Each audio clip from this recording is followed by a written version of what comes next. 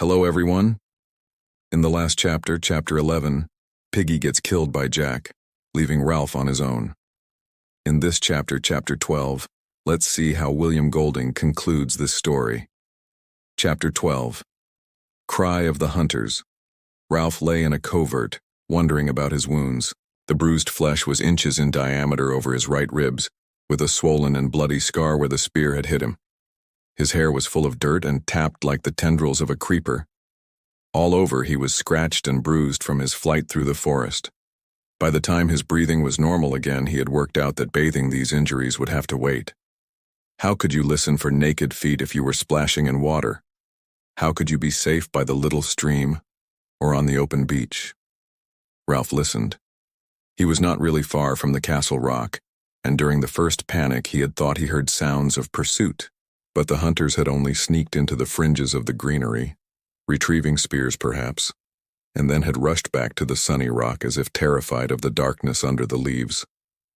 He had even glimpsed one of them, striped brown, black, and red, and had judged that it was Bill. But really, thought Ralph, this was not Bill. This was a savage whose image refused to blend with that ancient picture of a boy in shorts and shirt. The afternoon died away. The circular spots of sunlight moved steadily over green fronds and brown fiber, but no sound came from behind the rock. At last Ralph wormed out of the ferns and sneaked forward to the edge of that impenetrable thicket that fronted the neck of land. He peered with elaborate caution between branches at the edge and could see Robert sitting on guard at the top of the cliff. He held a spear in his left hand and was tossing up a pebble and catching it again with the right. Behind him a column of smoke rose thickly, so that Ralph's nostrils flared and his mouth dribbled. He wiped his nose and mouth with the back of his hand, and for the first time since the morning felt hungry. The tribe must be sitting round the gutted pig, watching the fat ooze and burn among the ashes. They would be intent. Another figure, an unrecognizable one, appeared by Robert and gave him something, then turned and went back behind the rock. Robert laid his spear on the rock beside him and began to gnaw between his raised hands. So the feast was beginning, and the watchman had been given his portion.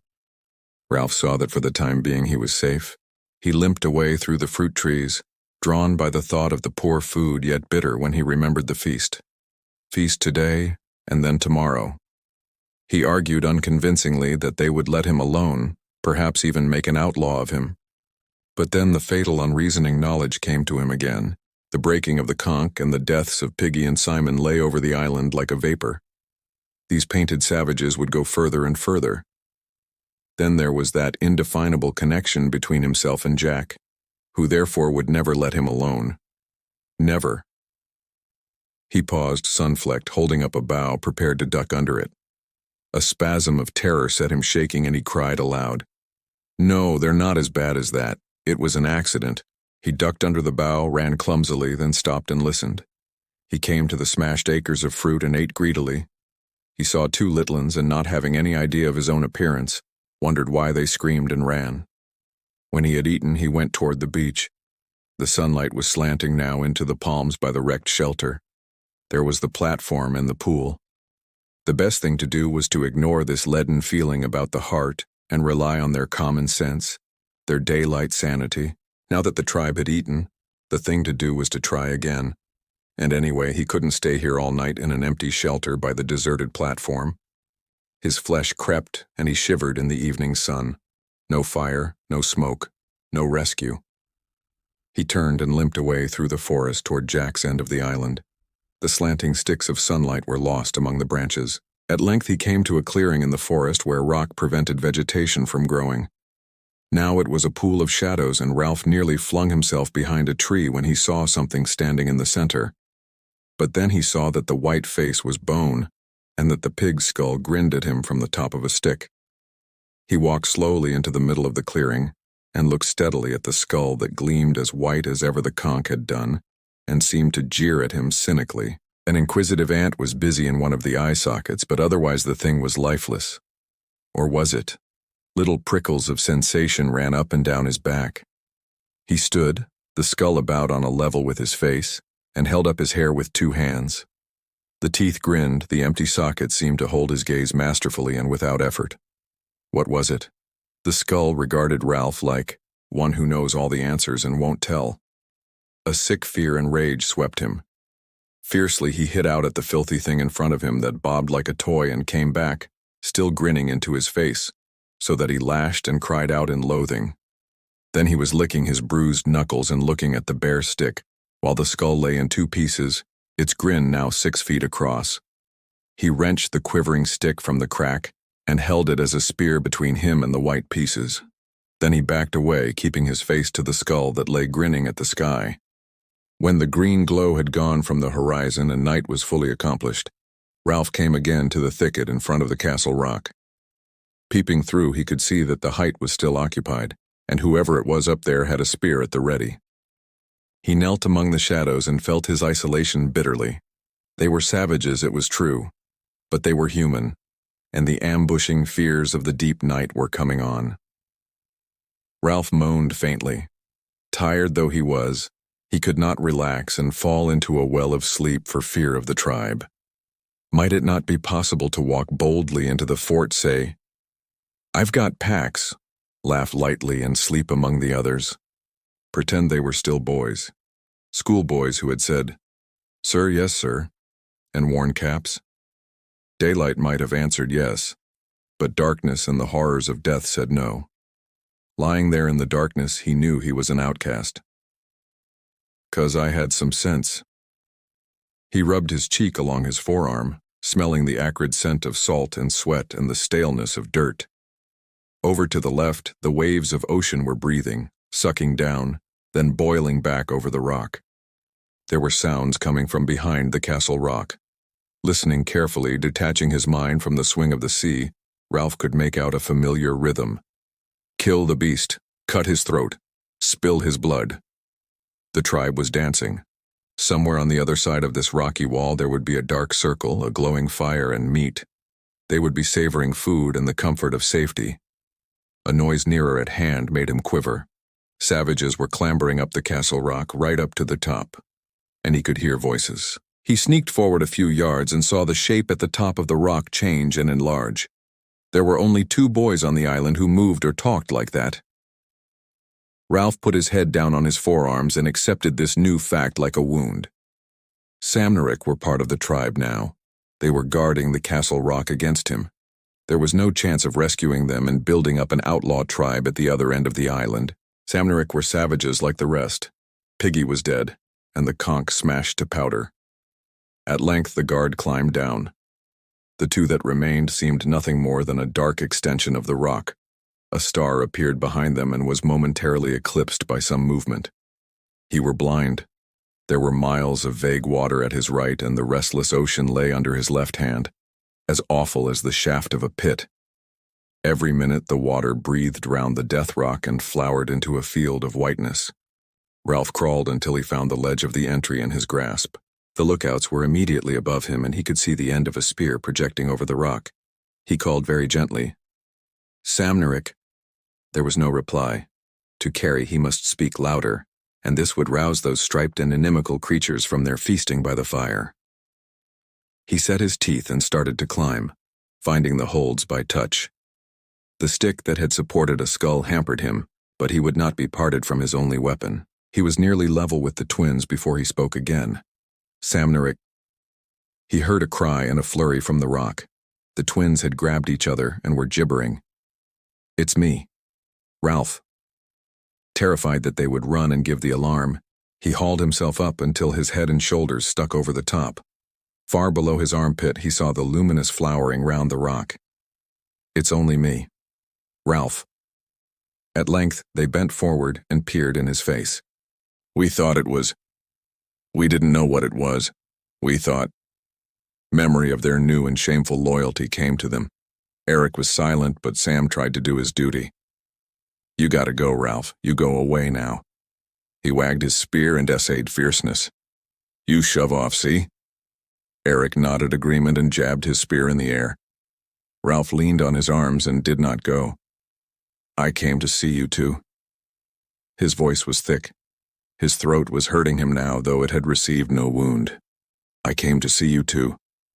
Words could not express the dull pain of these things. He fell silent while the vivid stars were spilt and danced all ways. Sam shifted uneasily. "Honest, Ralph, you'd better go."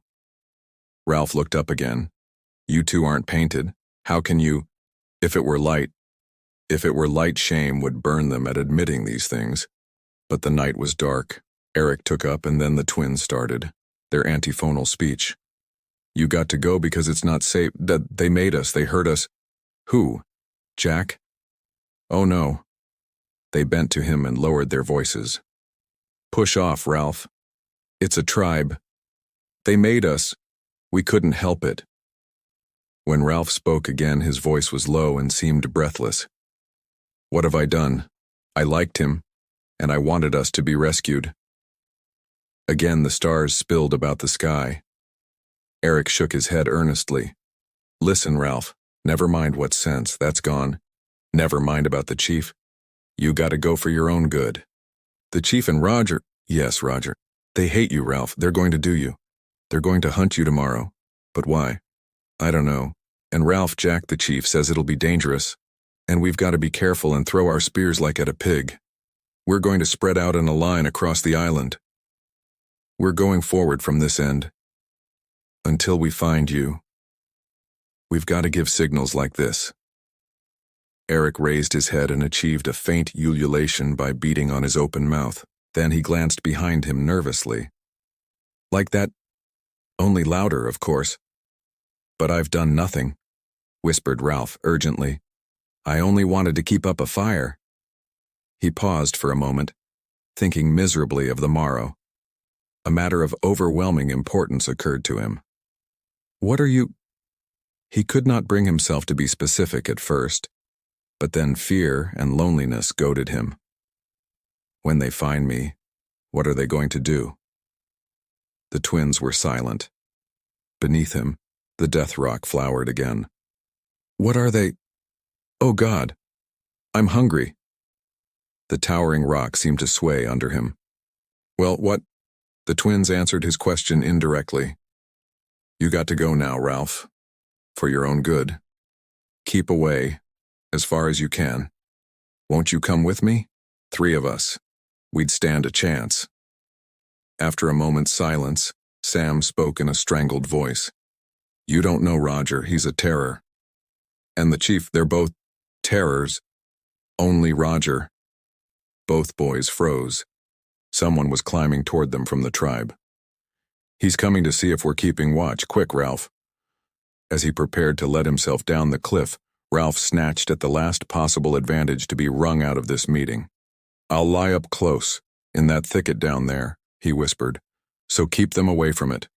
They'll never think to look so close." The footsteps were still some distance away. "Sam, I'm going to be all right, aren't I?" The twins were silent again. "Here," said Sam suddenly. "Take this." Ralph felt a chunk of meat pushed against him and grabbed it. "But what are you going to do when you catch me?" Silence above. He sounded silly to himself. He lowered himself down the rock. "What are you going to do?" From the top of the towering rock came the incomprehensible reply. Roger sharpened a stick at both ends. Roger sharpened a stick at both ends. Ralph tried to attach a meaning to this, but could not. He used all the bad words he could think of in a fit of temper that passed into yawning. How long could you go without sleep? He yearned for a bed and sheets, but the only whiteness here was the slow spilt milk, luminous round the rock 40 feet below, where Piggy had fallen. Piggy was everywhere, was on this neck, was become terrible in darkness and death. If Piggy were to come back now out of the water with his empty head, Ralph whimpered and yawned like a little un. The stick in his hand became a crutch on which he reeled. Then he tensed again. There were voices raised on the top of the castle rock. Samneric were arguing with someone, but the ferns and the grass were near. That was the place to be in, hidden, and next to the thicket that would serve for tomorrow's hideout. Here, and his hands touched grass, was a place to be in for the night, not far from the tribe, so that if the horrors of the supernatural emerged, one could at least mix with humans for the time being, even if it meant— What did it mean? A stick sharpened at both ends. What was there in that? They had thrown spears and missed, all but one. Perhaps they would miss next time, too. He squatted down in the tall grass, remembered the meat that Sam had given him, and began to tear at it ravenously. While he was eating, he heard fresh noises, cries of pain from Samneric, cries of panic, angry voices. What did it mean? Someone besides himself was in trouble, for at least one of the twins was catching it. Then the voices passed away down the rock, and he ceased to think of them. He felt with his hands and found cool, delicate fronds backed against the thicket. Here, then, was the knight's lair. At first light he would creep into the thicket, squeeze between the twisted stems, ensconce himself so deep that only a crawler like himself could come through, and that crawler would be jabbed. There he would sit, and the search would pass him by, and the cordon waver on, ululating along the island, and he would be free. He pulled himself between the ferns, tunneling in.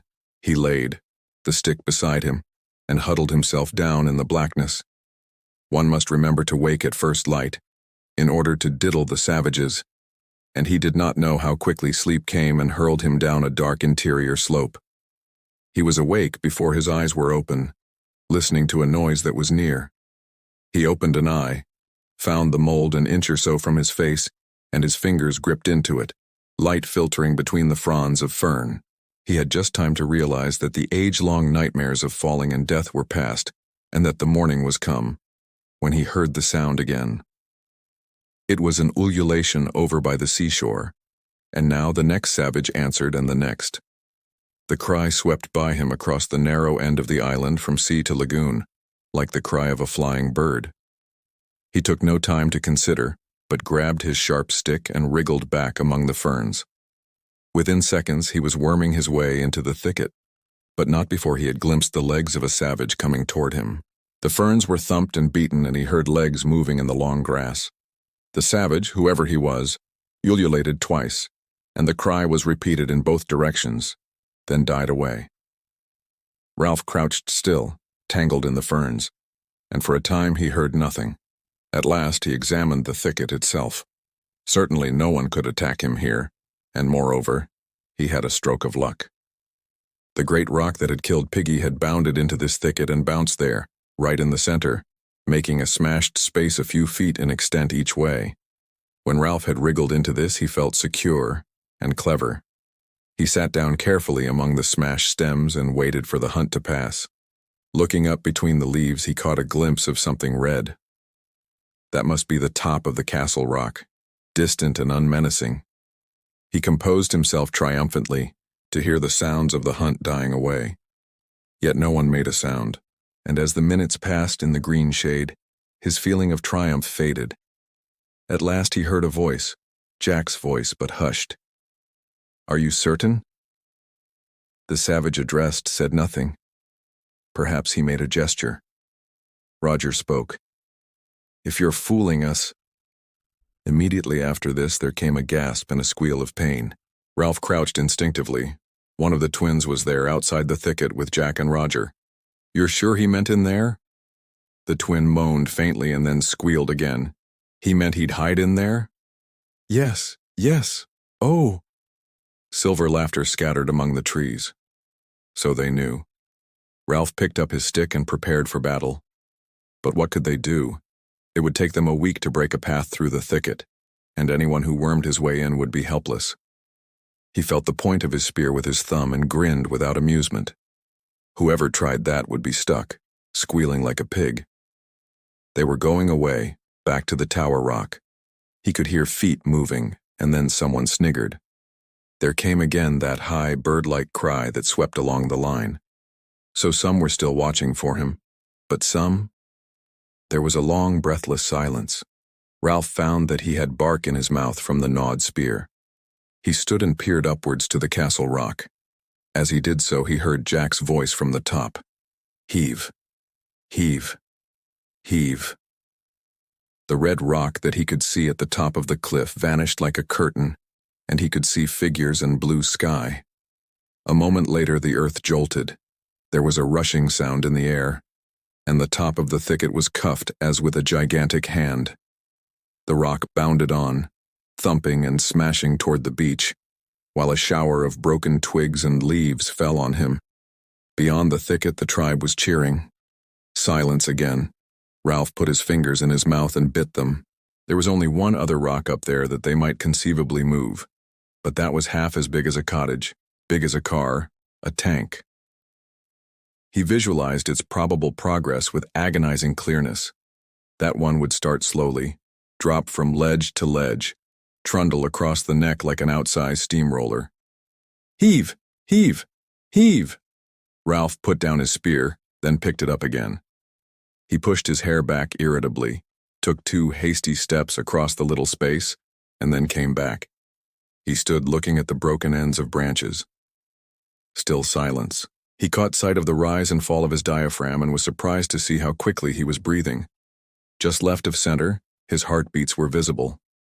He put the spear down again. Heave! Heave! Heave! A shrill, prolonged cheer. Something boomed up on the red rock.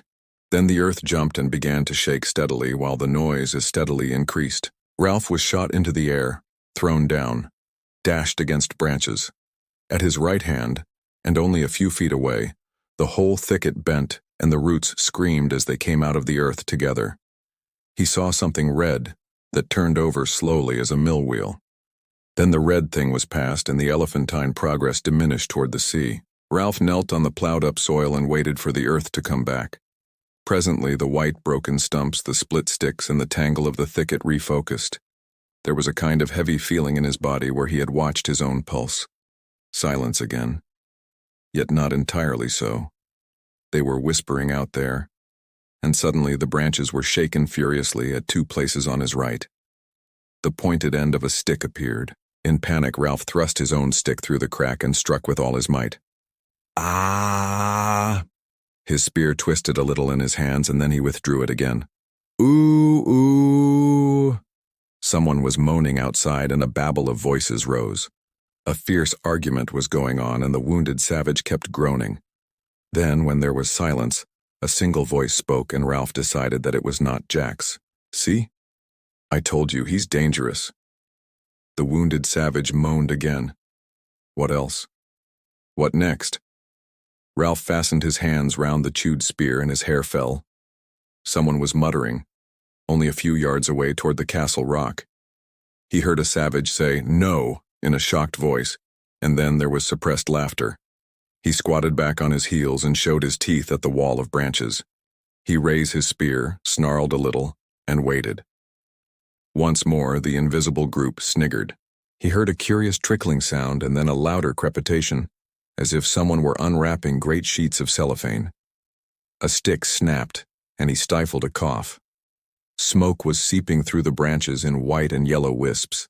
The patch of blue sky overhead turned to the color of a storm cloud, and then the smoke billowed round him. Someone laughed excitedly, and a voice shouted, "Smoke!" He wormed his way through the thicket toward the forest, keeping as far as possible beneath the smoke. Presently he saw open space and the green leaves of the edge of the thicket. A smallish savage was standing between him and the rest of the forest, a savage striped red and white and carrying a spear. He was coughing and smearing the paint about his eyes with the back of his hand as he tried to see through the increasing smoke. Ralph launched himself like a cat, stabbed, snarling, with the spear, and the savage doubled up. There was a shout from beyond the thicket, and then Ralph was running with the swiftness of fear through the undergrowth. He came to a pig run, followed it for perhaps 100 yards, and then swerved off. Behind him, the ululation swept across the island once more, and a single voice shouted 3 times. He guessed that was the signal to advance and sped away again, till his chest was like fire. Then he flung himself down under a bush and waited for a moment till his breathing steadied. He passed his tongue tentatively over his teeth and lips and heard far off the ululation of the pursuers. There were many things he could do. He could climb a tree, but that was putting all his eggs in one basket. If he were detected, they had nothing more difficult to do than wait. If only one had time to think. Another double cry at the same distance gave him a clue to their plan. Any savage balked in the forest would utter the double shout and hold up the line till he was free again. That way they might hope to keep the cordon unbroken right across the island. Ralph thought of the boar that had broken through them with such ease. If necessary, when the chase came too close, he could charge the cordon while it was still thin, burst through, and run back. But run back where? The cordon would turn and sweep again. Sooner or later he would have to sleep or eat, and then he would awaken with hands clawing at him, and the hunt would become a running down. What was to be done then? The tree? Burst the line like a boar? Either way, the choice was terrible. A single cry quickened his heartbeat, and leaping up he dashed away toward the ocean side and the thick jungle till he was hung up among creepers. He stayed there for a moment with his calves quivering. If only one could have quiet, a long pause, a time to think. And there again, shrill and inevitable, was the ululation sweeping across the island. At that sound he shied like a horse among the creepers and ran once more till he was panting. He flung himself down by some ferns. The tree or the charge? He mastered his breathing for a moment, wiped his mouth, and told himself to be calm. Samneric were somewhere in that line, and hating it. Or were they? And supposing, instead of them, he met the chief, or Roger, who carried death in his hands. Ralph pushed back his tangled hair and wiped the sweat out of his best eye. He spoke aloud. Think. What was the sensible thing to do? There was no Piggy to talk sense. There was no solemn assembly for debate nor dignity of the conch. Think. Most he was beginning to dread the curtain that might waver in his brain, blacking out the sense of danger, making a simpleton of him. A third idea would be to hide so well that the advancing line would pass without discovering him. He jerked his head off the ground and listened. There was another noise to attend to now, a deep grumbling noise, as though the forest itself were angry with him, a somber noise across which the ululations were scribbled excruciatingly, as on slate. He knew he had heard it before somewhere, but had no time to remember. Break the line. A tree. Hide, and let them pass. A nearer cry stood him on his feet, and immediately he was away again, running fast among thorns and brambles. Suddenly he blundered into the open, found himself again in that open space, and there was the fathom-wide grin of the skull, no longer ridiculing a deep blue patch of sky, but jeering up into a blanket of smoke. Then Ralph was running beneath trees with the grumble of the forest explained. They had smoked him out and set the island on fire. Hide was better than a tree because you had a chance of breaking the line if you were discovered. Hide, then. He wondered if a pig would agree and grimaced at nothing. Find the deepest thicket, the darkest hole on the island, and creep in. Now as he ran, he peered about him. Bars and splashes of sunlight flitted over him, and sweat made glistening streaks on his dirty body. The cries were far now and faint.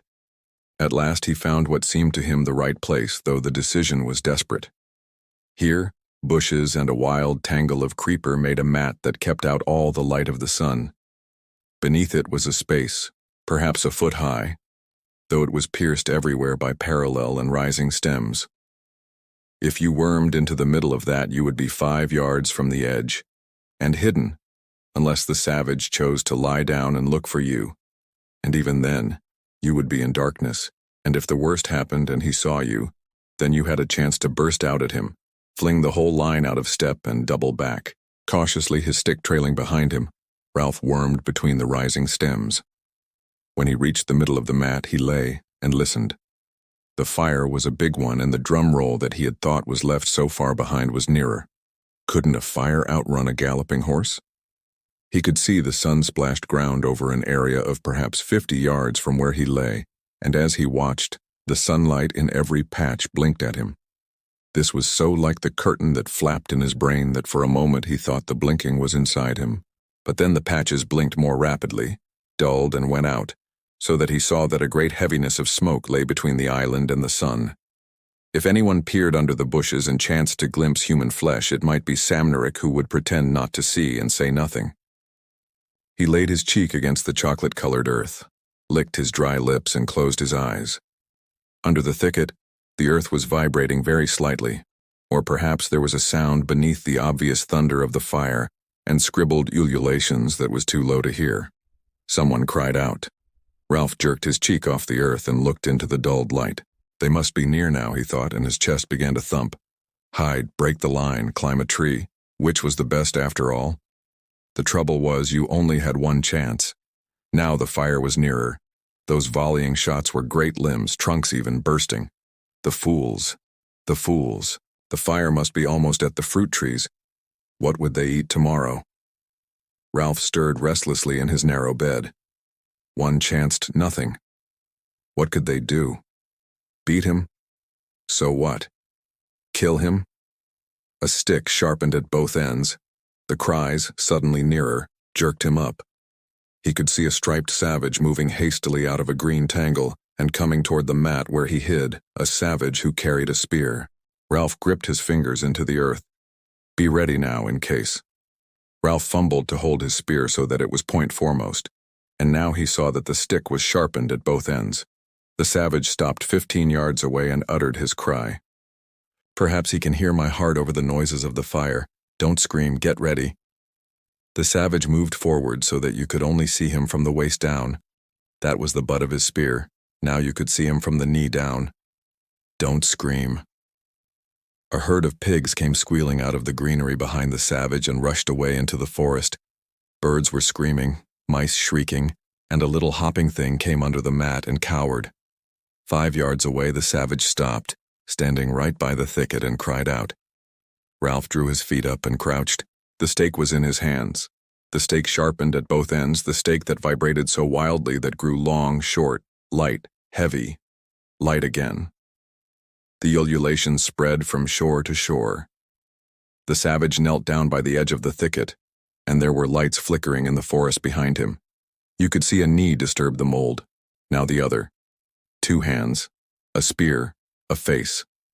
The savage peered into the obscurity beneath the thicket. You could tell that he saw light on this side and on that, but not in the middle, there. In the middle was a blob of dark, and the savage wrinkled up his face trying to decipher the darkness. The seconds lengthened. Ralph was looking straight into the savage's eyes. Don't scream. You'll get back. Now he's seen you. He's making sure. A stick sharpened. Ralph screamed, a scream of fright and anger and desperation. His legs straightened. The screams became continuous and foaming. He shot forward, burst the thicket, was in the open, screaming, snarling, bloody. He swung the stake, and the savage tumbled over, but there were others coming toward him, crying out. He swerved as a spear flew past and then was silent, running. All at once the lights flickering ahead of him merged together. The roar of the forest rose to thunder, and a tall bush directly in his path burst into a great fan-shaped flame. He swung to the right, running desperately fast, with the heat beating on his left side and the fire racing forward like a tide. The ululation rose behind him and spread along, a series of short, sharp cries, the sighting call. A brown figure showed up at his right and fell away. They were all running, all crying out madly. He could hear them crashing in the undergrowth, and on the left was the hot, bright thunder of the fire. He forgot his wounds, his hunger and thirst, and became fear. Hopeless fear on flying feet, rushing through the forest toward the open beach. Spots jumped before his eyes and turned into red circles that expanded quickly till they passed out of sight. Below him, someone's legs were getting tired, and the desperate ululation advanced like a jagged fringe of menace and was almost overhead. He stumbled over a root, and the cry that pursued him rose even higher. He saw a shelter burst into flames, and the fire flapped at his right shoulder, and there was the glitter of water. Then he was down, rolling over and over in the warm sand, crouching with arm to ward off, trying to cry for mercy. He staggered to his feet, tensed for more terrors, and looked up at a huge peaked cap. It was a white-topped cap, and above the green shade of the peak was a crown, an anchor, gold foliage. He saw a white drill, epaulettes, a revolver, a row of gilt buttons down the front of a uniform. A naval officer stood on the sand, looking down at Ralph in wary astonishment. On the beach behind him was a cutter, her bows hauled up and held by 2 ratings. In the stern sheets, another rating held a submachine gun. The ululation faltered and died away. The officer looked at Ralph doubtfully for a moment, then took his hand away from the butt of the revolver. "Hello." Squirming a little, conscious of his filthy appearance, Ralph answered shyly, "Hello." The officer nodded as if a question had been answered. "Are there any adults? Any grown-ups with you?" Dumbly, Ralph shook his head. He turned a half-pace on the sand. A semicircle of little boys, their bodies streaked with colored clay, sharp sticks in their hands, were standing on the beach making no noise at all. "Fun and games," said the officer. The fire reached the coconut palms by the beach and swallowed them noisily. A flame, seemingly detached, swung like an acrobat and licked up the palm heads on the platform. The sky was black. The officer grinned cheerfully at Ralph. "We saw your smoke. What have you been doing? Having a war or something?" Ralph nodded. The officer inspected the little scarecrow in front of him. The kid needed a bath, a haircut, a nose wipe, and a good deal of ointment. "Nobody killed, I hope? Any dead bodies?" "Only 2. And they've gone." The officer leaned down and looked closely at Ralph. 2? Killed? Ralph nodded again. Behind him, the whole island was shuddering with flame. The officer knew as a rule when people were telling the truth. He whistled softly. Other boys were appearing now. Tiny tots, some of them. Brown, with the distended bellies of small savages. One of them came close to the officer and looked up. I'm... But there was no more to come. Percival Wemyss Madison sought in his head for an incantation that had faded clean away. The officer turned back to Ralph. "We'll take you off. How many of you are there?" Ralph shook his head. The officer looked past him to the group of painted boys. "Who's boss here?" "I am," said Ralph loudly. A little boy who wore the remains of an extraordinary black cap on his red hair, and who carried the remains of a pair of spectacles at his waist, started forward, then changed his mind, and stood still. "We saw your smoke. And you don't know how many of you there are?" "No, sir." "I should have thought," said the officer as he visualized the search before him, "I should have thought that a pack of British boys, you're all British, aren't you, would have been able to put up a better show than that. I mean, it was like that at first," said Ralph, "before things—" He stopped. "We were together then." The officer nodded helpfully. "I know, jolly. Good show. Like the Coral Island." Ralph looked at him dumbly. For a moment he had a fleeting picture of the strange glamour that had once invested the beaches. But the island was scorched up like dead wood. Simon was dead, and Jack had... The tears began to flow and sobs shook him. He gave himself up to them now for the first time on the island. Great, shuddering spasms of grief that seemed to wrench his whole body. His voice rose under the black smoke before the burning wreckage of the island. And infected by that emotion, the other little boys began to shake and sob too. And in the middle of them, with filthy body, matted hair, and unwiped nose, Ralph wept for the end of innocence, the darkness of man's heart, and the fall through the air of the true wise friend called Piggy. The officer, surrounded by these noises, was moved and a little embarrassed. He turned away to give them time to pull themselves together, and waited, allowing his eyes to rest on the trim cruiser in the distance. That concludes Chapter 12 in the book Lord of the Flies by William Golding. Check out the description as I have included notes on the book, organized in chapter sequence, by